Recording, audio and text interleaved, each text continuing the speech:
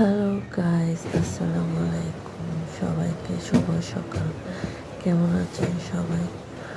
তো আমাদের ঘরে একজন গিফট পাঠিয়েছে অনেকগুলো তালের ডাব, কিন্তু এগুলো যে কেমনে কাটি।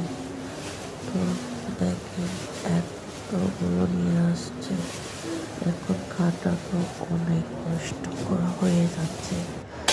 তো দেবরকে বলেছি কেটে দেওয়ার জন্য, ও নিয়ে বসে গেল।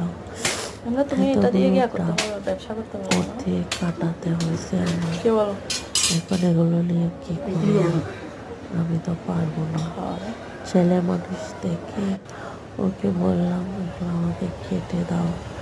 বাচ্চারাও পছন্দ করে, একটা খেতে ভালোই লাগে, মজাও আছে। একটু একটু ভিতর থেকে ডাবের মতো পানি বের হয়, খেতে অনেক মজা লাগে।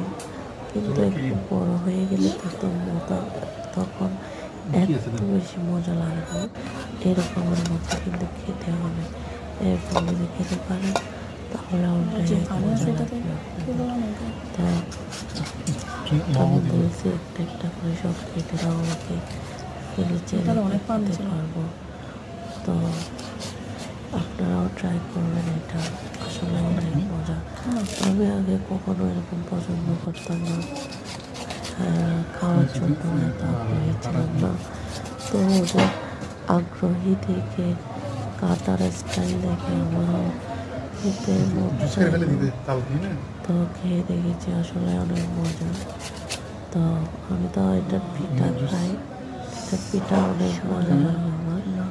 কিন্তু এরকম করে কেটে আমি আগে পছন্দ করতাম না, এখন আমার আসলে অনেক ভালো লাগে। তো দেখেন ওর হাতে ফুসকা পড়ে গেছে।